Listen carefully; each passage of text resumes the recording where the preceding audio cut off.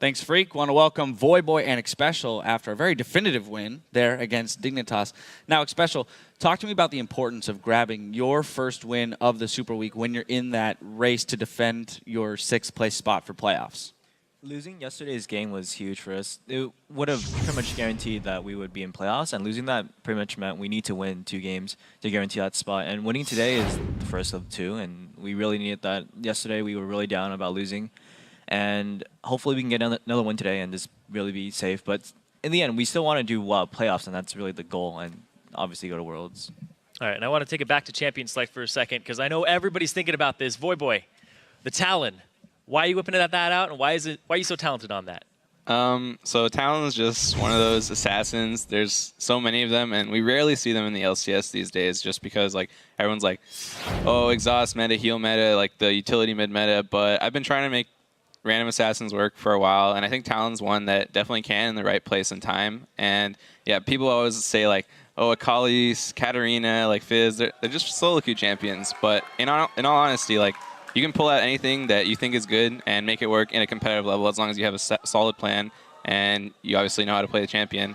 And although we don't see like assassins that much, I think that they're definitely, I think that we just start to see them more just because I think the only reason assassins weren't really played that much is because there was just like a stigma, like you can't play assassins right now. It's just impractical, but I don't think so. And we saw Dade whip out the Zed in OGN, and I think we'll just start to see more like pocket picks come out from different players. That was the first Talon we've ever seen in the history of North American LCS. Why was this the time for it? Was it just the comp they had? Because you last picked that. Yeah, I don't know. I was just feeling Talon. All right. I was just like, guys, I think I want to play Talon here, and everyone's like, all right, go for it. I was a bit scared. I mean, it was the first Talon ever, but like we've done fine with it in scrim, so I was okay with it. And our other picks felt like, Talon, just go all in, just do it. Now I want to talk more about Champion Select because Gragas was left up after the Lulu and the Nidalee bans came through. You guys chose that Maokai, a very solid top pick, but then Yasuo came through. Was that a surprise? Were you expecting Gragas to be picked into the Maokai? Yeah, so Yasuo was not banned against us, which is pretty rare. I was definitely considering picking it up as my last pick, but then they did a pretty, I think, nifty move in Champ Select. They took Ziggs, which Yasuo is obviously something that I like playing into Ziggs as well, and then they took Yasuo as well with it to combo into like a pretty solid team combo, I would say overall. So they denied me that pick as well, and then yeah, we just ended up running Maokai into Yasuo. It worked out fine, but yeah, that was a cute move by Dig. All right, and staying on the whole theme of champions that we're seeing now, Rengar. He's currently 3-11 in the North American LCS. Why are other regions having so much more success than the Western regions right now, especially because you guys have tried a Rengar composition before and it didn't work out. Why is this? I think Dominate's one of the better Rengar players in NA, probably even the Western scene. Whenever we play Rengar, we're always like, damn, Dominate's really doing really well. But I think we only played him once, maybe twice, and the time we lost was an 80-minute game. We probably should have won that game, and his Rengar was the reason why we were doing so well in that game. And I think it's just a lot of players can't play him really well. Honestly, that's the biggest reason. And Dominate isn't one of those guys. I think he plays him really well. But other Rengar players probably have a lot to go. And the Korean Rengar players, I think also that Rengar, people are starting to learn how to play against him too, and that doesn't help at all. But Rengar is a solid pick. I think he's still fine. I think people just need to learn how to play him better. What's the trick to playing him? Oh, you have to ask Dominate. You guys win another game, we'll get Dominate up here. Yeah, exactly. Well, let's jump into some actual gameplay. We're going to pull up a replay, 18 minutes in. It's that dragon fight that really kind of swung the game into your favor. Voyboy, if you could walk me through this real quick. Yeah, so right here we have mid pushed in and bot rotated first, and we just go for dragon. They look for the steal, and then he flashes over, so it basically has to turn into an all-in. We just double TPN, everyone's going in. Right here we're calling a focus the Yasuo. We get a lot of AoE damage off on their whole backline, and Quas obviously has his ult on, so we don't take too much damage. QD gets cocooned, and we just chase him down, and it's just kind of a slaughter. We also, I believe we got dragon as well, and we killed 4 people, so that was a really, really big swing for us. Just kept solidifying our lead. I think they felt like they had to make a drastic play there because they were slowly inching behind, and it ended up just giving us a bigger advantage. And when you get an advantage like that against such a late-game team composition, what do the calls become? Because you guys want to keep the pressure on, but how do you do that as Curse? Well, that game, we controlled their top side jungle. We wanted to control Baron, and eventually just did it. It was just like they had no vision. They were scared. They had to use Ziggs bombs, Rengar ults just to check it. And eventually, once those ran out, we just do Baron for free, or they walk in and die. Either one, it's good for us. All right, perfect opportunity to jump into our next replay, which is in that top lane. It's actually a fight that does not go in your favor. We want to get your perspective on it because you had such great control, but what happens when you kind of give up a little bit of ground like this? How do you regroup? Especially since you were involved in this fight, we'll let you run through this one. So Voy luckily died earlier, so he can't be a part of this. But it was 4v4. We didn't have our Baron anymore, and it was honestly a really risky situation.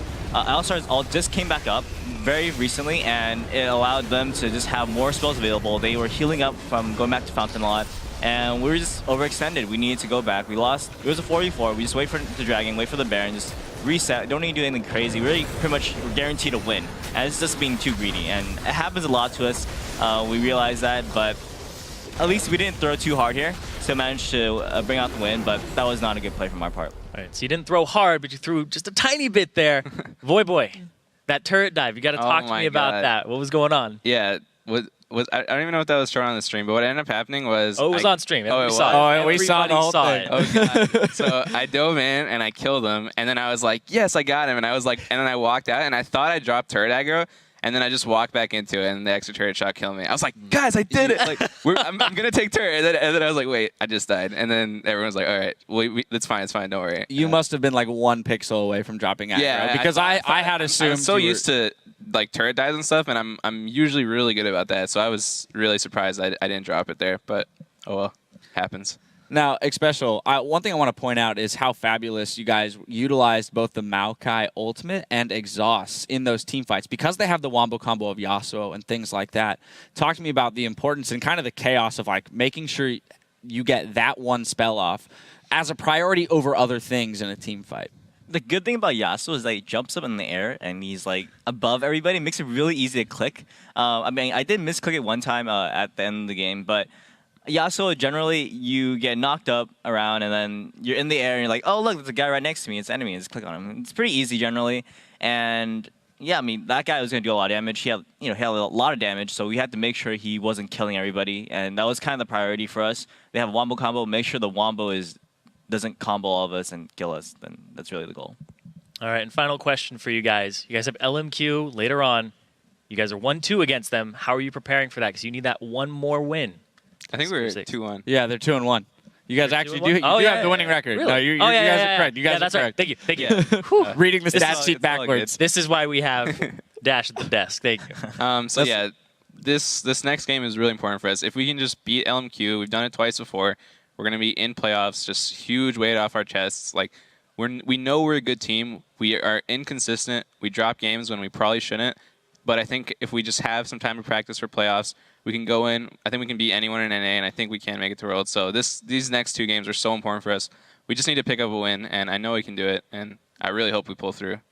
All right. It's been said multiple times by all of the teams in the LCS that everyone's capable of beating everyone. So thank you for joining us on the desk. Best of luck in your match later today and tomorrow. Now, we've got to take a quick break, but in 3.5, we'll head into our next match, Team Solo Mid versus Cloud9. The action continues after this.